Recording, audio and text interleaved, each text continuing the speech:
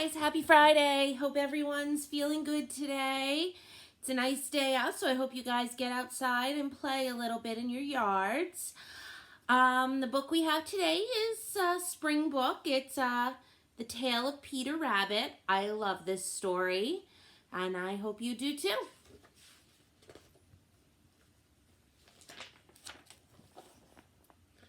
Once upon a time, there were 4 little rabbits, and their names were Flopsy, Mopsy, Cottontail, and Peter. They lived with their mother in a sandbank underneath the roof of a very big fir tree. "Now, my dears," said old Mrs. Rabbit one morning, "you may go into the fields or down the lane, but don't go into Mr. McGregor's garden. Your father had an accident there, and he was put in a pie by Mrs. McGregor." Little rabbits. And it's their house under the fir tree. "Now run along and don't get into mischief. I'm going out." Then old Mrs. Rabbit took a basket and her umbrella and went through the woods to the baker's. She bought a loaf of brown bread and 5 currant buns. There we go. And there she goes.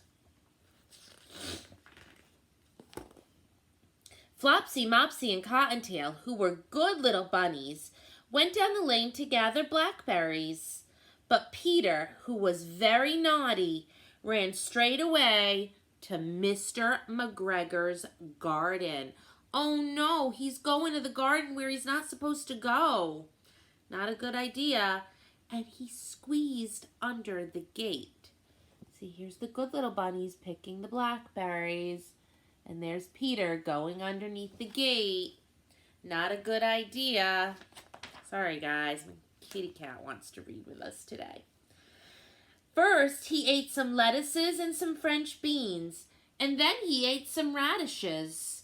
And then, feeling rather sick, he went to look for some parsley. Oh, he ate a lot. And now he doesn't feel good. He has a bellyache. Poor Peter. But round the end of a cucumber frame, who should he meet but Mr. McGregor?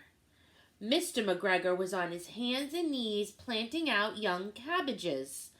But he jumped up and ran after Peter, raving awake and calling, "Stop! Thief!" Peter was most dreadfully frightened. He rushed all over the garden, for he had forgotten the way back to the gate. He lost one of his shoes among the cabbages, and the other shoe among the potatoes. Oh, see, he's scared now because he's being chased. And he lost his shoes. Oh, no. After losing them, he ran on 4 legs and went faster, so that I think he might have got away altogether if he had not unfortunately run into a gooseberry net and got caught by the large buttons on his jacket. It was a blue jacket with brass buttons, quite new. Peter gave himself up for lost and shed big tears, but his sobs were overheard by some friendly sparrows who flew to him in great excitement and implored him to exert himself. They're like, "Try harder, Peter, try to get away." Mr. McGregor came up with a sieve which he intended to pop on top of Peter, but Peter wriggled out just in time, leaving his jacket behind him. And he jumped into the tool shed and jumped into a can. It would have been a beautiful thing to hide in if it had not had so much water in it. Mr. McGregor was quite sure that Peter was somewhere in the tool shed, perhaps hidden underneath a flower pot. He began to turn them over carefully, looking under each. Presently, Peter sneezed. "Achoo!"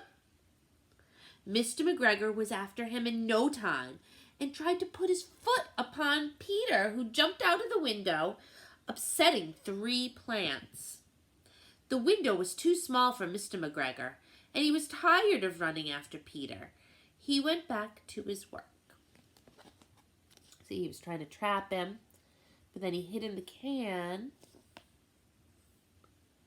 And then Mr. McGregor was looking for him when he sneezed. And then he went out the window. Peter sat down to rest. He was out of breath and trembling with fright, and he had not the least idea which way to go. Also, he was very damp from sitting inside the can. After a time, he began to wander about, going lippity-lippity, not very fast, and looking all around. He found a door in a wall, but it was locked, and there was no room for a fat little rabbit to squeeze underneath. An old mouse was running in and out over the stone doorsteps, carrying peas and beans to her family in the woods. Peter asked her the way to the gate, but she had such a large pea in her mouth that she could not answer. She only shook her head at him. Peter began to cry. Then he tried to find his way straight across the garden, but he came more and more puzzled. Presently he came to a pond where Mr. McGregor filled his watering cans. See, he doesn't have any clothes on now. He found a door, but it's locked. Oh, he's crying because he can't find his way out. He should have listened to his mommy, right? It's important to listen. A white cat was staring at some goldfish. She sat very still, but now and then the tip of her tail twitched as if it were alive. Peter thought it best to go away without speaking to her. He had heard about cats from his cousin, little Benjamin Bunny. He went back toward the tool shed, but suddenly, quite close to him, he heard the noise of a hoe. Scritch, scratch, scratch, scritch. Peter scurried underneath the bushes, but presently, as nothing happened, he came out and climbed upon a wheelbarrow and peeped over. The first thing he saw was Mr. McGregor hoeing onions. His back was turned toward Peter, and beyond him was the gate. See, there's Mr. McGregor in the garden. And see way back here? That's the gate. That's where he has to get. Peter got down very quietly off the wheelbarrow and started running as fast as he could go along a straight walk behind some black currant bushes. Mr. McGregor caught sight of him at the corner, but Peter did not care. He slipped underneath the gate and was safe at last in the woods outside the garden. Mr. McGregor hung up the little jacket and the shoes for a scarecrow to frighten the blackbirds. He made it to the gate. Look, Mr. McGregor's chasing him again.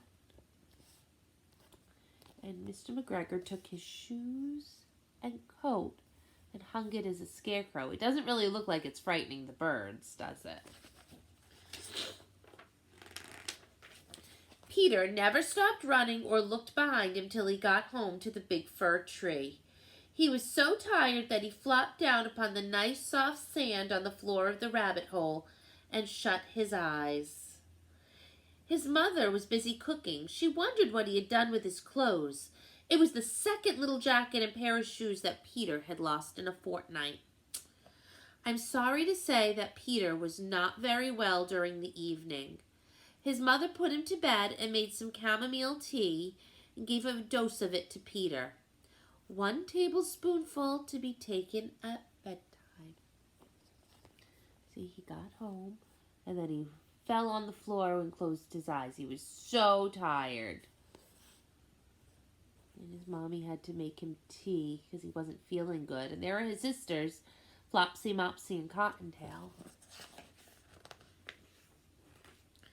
But Flopsy, Mopsy, and Cottontail had bread and milk and blackberries for supper because they were good little bunnies and did what they were supposed to.